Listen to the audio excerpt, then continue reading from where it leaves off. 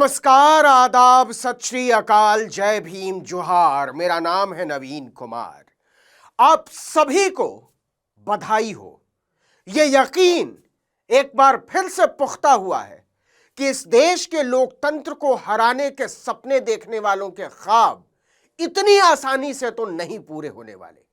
भाजपा के माननीय विधायक रहे और भाजपा के माननीय सांसदों के आदरणीय रहे हत्यारे, बलात्कारी, दरिंदे, दहशतगर्द कुलदीप सिंह सेंगर को अभी जेल में ही सड़ना होगा। एक हफ्ते से भारत की सबसे ऊंची अदालत पर पूरी दुनिया की निगाहें टिकी हुई थी। सत्ता के आतंक और न्याय की नैतिकता के बीच झूलती उम्मीदों पर एक संक्षिप्त सुनवाई के बाद सबसे ऊंची कुर्सी पर बैठे जज साहब की आवाज अदालत में गूंजती है। ऐसा कैसे हो सकता है कि पॉक्सो कानून के तहत एक पुलिस कांस्टेबल को लोक सेवक माना जाए, लेकिन किसी निर्वाचित जनप्रतिनिधि जैसे विधायक या सांसद को इस दायरे से बाहर कर दिया जाए? अदालत को यह असमानता परेशान कर रही है। हम उन्नाव के बलात्कारी कुलदीप सिंह सेंगर की जमानत रद्द करने का हुक्म देते हैं। हाईकोर्ट के जजों ने उसे छोड़कर गलती की है। जैसे ही चीफ जस्टिस ऑफ इंडिया ने यह कहा, पीड़िता फूट फूट कर रोने लगी। वहां मौजूद एक्टिविस्ट योगिता भयाना और दूसरी महिलाओं ने उसे संभाला। इसके बाद पीड़िता ने कहा, मैं इस फैसले से बेहद खुश हूं। मुझे विश्वास है कि सुप्रीम कोर्ट से न्याय मिलेगा। मैं इस लड़ाई को जारी रखूंगी, उसे फांसी की सजा दिलाऊंगी, तब जाकर हमारे परिवार को इंसाफ मिलेगा। तो हुजूर, जिस हत्यारे और बलात्कारी को बचाने में योगी आदित्यनाथ की सरकार ने और भारतीय जनता पार्टी ने सारे घोड़े छोड़ दिए थे, उसकी जमानत सुप्रीम कोर्ट ने रद्द कर दी है। बलात्कारी पर उड़ेले गए भाजपा के तमाम प्यार के बावजूद भारत की जनता के भारी दबाव में सीबीआई को हाईकोर्ट से उसकी जमानत के खिलाफ सुप्रीम कोर्ट में अपील करनी पड़ी थी। आपको पता ही है कि सेंगर को दिल्ली हाईकोर्ट ने 23 दिसंबर को जमानत दी थी। उसी दिन से पूरे देश में इसे लेकर जोरदार प्रदर्शन शुरू हो गए थे। 29 दिसंबर को चीफ जस्टिस सूर्यकांत, जस्टिस जेके महेश्वरी और जस्टिस ऑगस्टीन जॉर्ज मसीह की बेंच ने इस पर सुनवाई शुरू की। बेंच ने दोनों पक्षों की करीब 40 मिनट तक दलीलें सुनी। कोर्ट में सॉलिसिटर जनरल तुषार मेहता ने कहा कि यह भयावह मामला है। धारा 376 और पॉक्सो के तहत आरोप तय हुए थे। ऐसे मामलों में न्यूनतम सजा 20 साल की कैद हो सकती है, जो पूरी उम्र की जेल तक बढ़ाई जा सकती है। अभी मेरी लड़ाई तो बाकी है। अभी तो उसको फांसी तक लेके जाना है, तभी तो मेरे पिताजी को और हमें इंसाफ मिलेगा। चीफ जस्टिस ने साफ कहा, कोर्ट को लगता है कि मामले में अहम सवालों पर विस्तार से विचार जरूरी है। आमतौर पर कोर्ट का सिद्धांत है कि किसी दोषी या विचाराधीन कैदी को रिहा कर दिया गया हो तो बिना उसे सुने ऐसे आदेशों पर रोक नहीं लगाई जाती। लेकिन इस मामले में परिस्थितियां अलग हैं, क्योंकि आरोपी दूसरे मामले में पहले से दोषी ठहराया जा चुका है। चीफ जस्टिस सूर्यकांत ने सीधा कहा, ऐसा कैसे हो सकता है कि पॉक्सो कानून के तहत एक पुलिस कांस्टेबल को लोक सेवक माना जाए, लेकिन किसी निर्वाचित जनप्रतिनिधि जैसे विधायक या सांसद को इस दायरे से बाहर कर दिया जाए? अदालत को यह असमानता समझ में नहीं आ रही। इस मामले में एक गंभीर कानूनी सवाल है जिस पर विचार जरूरी है। उन्होंने यह भी कहा कि हाईकोर्ट का आदेश जिन जजों ने दिया है वो देश के बेहतरीन जजों में गिने जाते हैं, लेकिन गलती किसी से भी हो सकती है। जस्टिस जेके महेश्वरी ने सवाल उठाया कि हाईकोर्ट ने अपने आदेश में यह साफ तौर पर कहा भी है या नहीं कि आरोपी धारा 376(2) के तहत दोषी है या नहीं। इस पर वरिष्ठ वकील हरिहरन ने कहा कि किसी कानून में दूसरे कानून से परिभाषा उधार लेकर लागू नहीं की जा सकती है। शांति जब मिलेगी मेरे पिताजी को, जब उन दोषियों को, उन हत्यारों को, उन रेपिस्ट को, कुलदीप सिंह सेंगर को फांसी हो जाएगी, जब मेरे पिताजी को शांति मिलेगी आत्मा को। ऐसे में दिल्ली हाई कोर्ट के 23 अगस्त 2025 के आदेश पर रोक लगाई जाती है।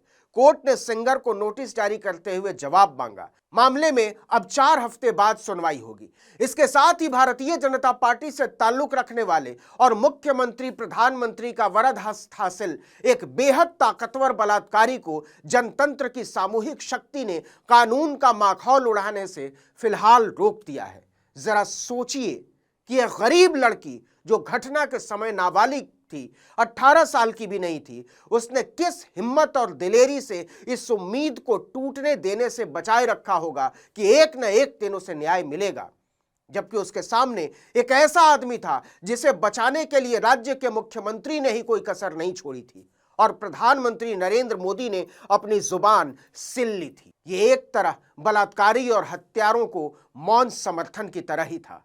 आपको याद दिला दें कि वो बच्ची 9 साल से यह लड़ाई लड़ रही है, अकेले निहत्थी, जबकि उसे हराने में भाजपा का पावर, बलात्कारी का पैसा और दोनों के संयुक्त तिकड़म ने न्याय की प्रक्रिया को ही खिलौना बनाकर रख दिया। सोचिए कि यह सिद्ध हो चुका है कि उसके साथ 4 जून 2017 को कुलदीप सिंह सेंगर ने अपने बंगले में बलात्कार किया था। वो योगी आदित्यनाथ के अधिकारियों के चक्कर लगाती रही, लेकिन कहीं सुनवाई नहीं हुई। न्याय की उम्मीद को कुचलकर योगी आदित्यनाथ की बनाई हुई व्यवस्था में उल्टा उसके पिता को पेड़ से बांधकर पीटा गया। पिटाई करने वालों में कुलदीप का भाई अतुल सिंह सेंगर और उनके लोग शामिल थे। हर तरफ से नाउम्मीद पीड़िता 8 अप्रैल 2018 को लखनऊ पहुंचती है और योगी आदित्यनाथ के बंगले के सामने आत्मदाह की कोशिश करती है, लेकिन सुरक्षा कर्मियों ने उसे बचा लिया।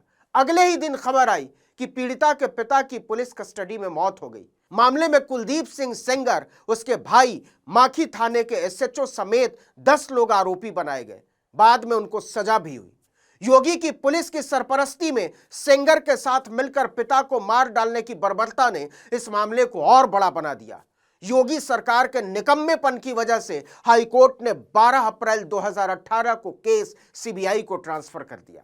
10 महीने तक योगी आदित्यनाथ यह गारंटी लिए रहे कि सेंगर को पुलिस हाथ तक नहीं लगाएगी, लेकिन मामला इतना ज्यादा गंभीर था कि सीबीआई के पास जाने के अगले ही दिन उसे गिरफ्तार करके जेल भेज दिया गया। इसी बीच पीड़िता के चाचा, जो इस केस में उसकी मदद कर रहे थे, उन्हें 19 साल पुराने मामले में 10 साल की सजा करा दी गई। मतलब पहले सेंगर ने रेप किया, फिर उसके पिता को मरवा दिया और इसके बाद चाचा को जेल करवा दी जाती है। पीड़िता एक बार फिर से अकेली हो गई, लेकिन यह उस पर टूटने वाले कहर का अंत नहीं था। 28 जुलाई 2019 को जब वो अपनी मौसी, चाची और वकील के साथ गवाही के लिए कोर्ट जा रही थी, तभी ट्रक ने टक्कर मार दी। मौसी और चाची की मौके पर ही मौत हो गई, लेकिन पीड़िता किसी तरह बच गई। इस मामले में भी कुलदीप के खिलाफ साजिश का मामला दर्ज हुआ और सुप्रीम कोर्ट के तत्कालीन चीफ जस्टिस ने उत्तर प्रदेश सरकार के यानी योगी आदित्यनाथ के अधिकार क्षेत्र से मामले को छीनकर दिल्ली की 30 हजारी कोर्ट में शिफ्ट करवाया। 45 दिन तक लगातार सुनवाई के बाद कोर्ट ने सेंगर को दोषी ठहराया और 21 दिसंबर 2019 को उसे उम्र कैद की सजा होती है। लेकिन इंसाफ का सलीका देखिए, सजा होने के पूरे 6 साल बाद सेंगर की सजा पर दिल्ली हाई कोर्ट रोक लगा देता है और पीड़िता फिर से सड़क पर आ जाती है। लेकिन आप सबकी चिंताओं और आवाज ने इस केस में न्याय तंत्र को फिर से सोचने पर मजबूर कर दिया और इसका अंजाम ये निकला है कि भाजपा का माननीय विधायक रहा कुलदीप सिंह सेंगर जैसा दरिंदा अभी जेल के अंदर ही रहेगा। इस वीडियो में इतना ही, लेकिन अगर आपने आर्टिकल 19 इंडिया को अब तक सब्सक्राइब नहीं किया है तो फौरन कर लीजिए। बेल आइकॉन दबाइए, घंटी जैसी आकृति लाइक कीजिए और कमेंट करके बताइए हमारा वीडियो आपको कैसा लगा। हमारा ट्विटर हैंडल है article19_India और मेरा ट्विटर हैंडल है नवीन जर्नलिस्ट। नमस्कार।